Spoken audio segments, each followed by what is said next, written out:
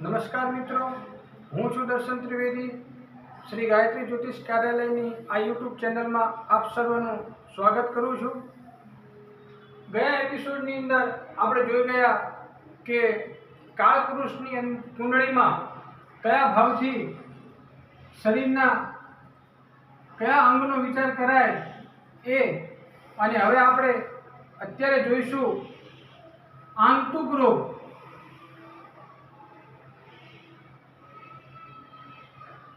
તો કે રોગના બે પ્રકાર, સહજ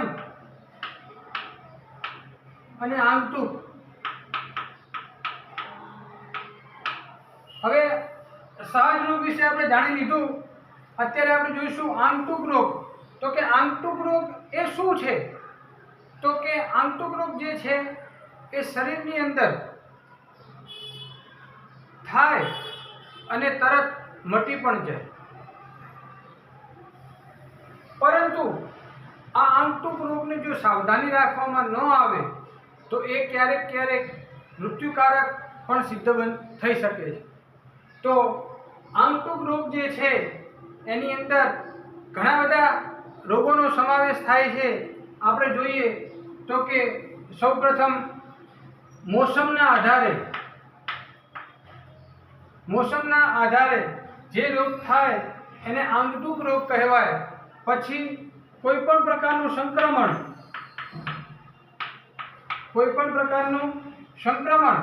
એ આંતરિક રોગમાં આવશે. ડાયાબિટીસ એ પણ આંતરિકમાં જ આવશે.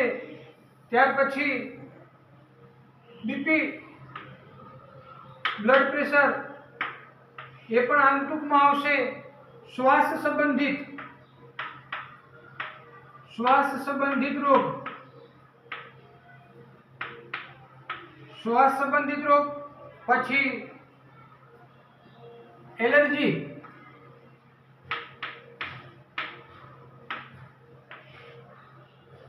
સંબંધિત રોગ, ચામડી સંબંધિત રોગ,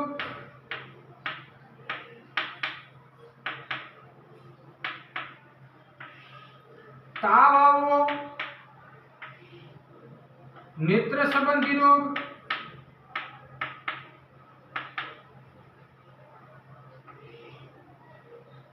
પેટ સંબંધિત રોગ,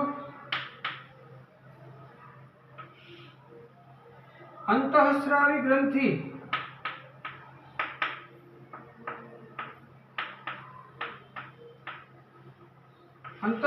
ગ્રંથિને સંબંધિત રોગ, પછી મનોરોગો,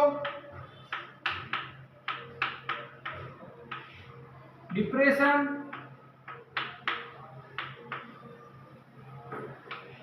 વગેરે રોગો જે છે એ આવા તો ઘણા બધા રોગો છે. આ બધા જ રોગો આંતરિક રોગ કહેવાશે.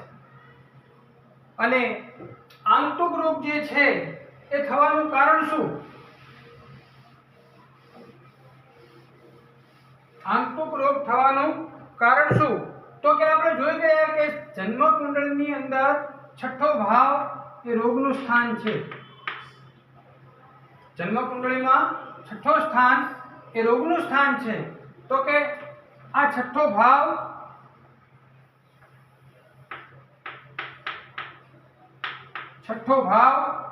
હવે આ જે છઠ્ઠો ભાવ છે એ ભાવનો સ્વામી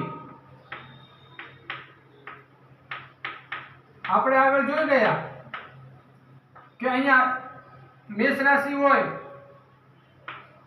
તો એનો સ્વામી મંગળ, મિથુન રાશિ હોય તો એનો સ્વામી બુધ, સિંહ રાશિ હોય તો એનો સ્વામી સૂર્ય, તુલા રાશિ હોય તો એનો સ્વામી શુક્ર.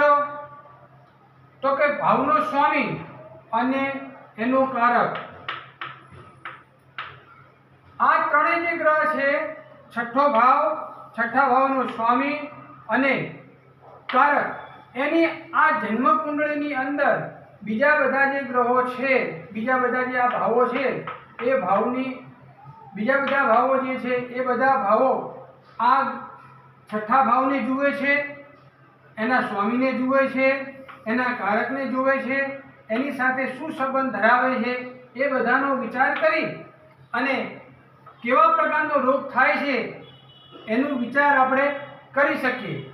જ્યારે કોઈ પણ ભાવ, આ જન્માક્ષર છે, આની અંદર કોઈ પણ ભાવ, તો કે ચોથો ભાવ, ચોથા ભાવનો સ્વામી અને ચોથા ભાવનો કારક, એના ઉપર ખરાબ ગ્રહની દ્રષ્ટિ હોય, પાપ ગ્રહની દ્રષ્ટિ હોય, પાપ ગ્રહના પ્રભાવમાં આવતો હોય, પાપ કર્તરી યોગ બનતો હોય, તો આ ભાવ સંબંધિત રોગ જાતકને ચોક્કસપણે થાય તેવું નક્કી કરી શકાય છે અને તેનો ઉપાય પણ નક્કી કરી શકાય છે.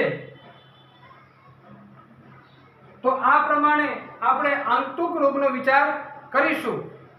અત્યારે બસ આટલું જ. વધુ આવતા એપિસોડમાં હર હર મહાદેવ.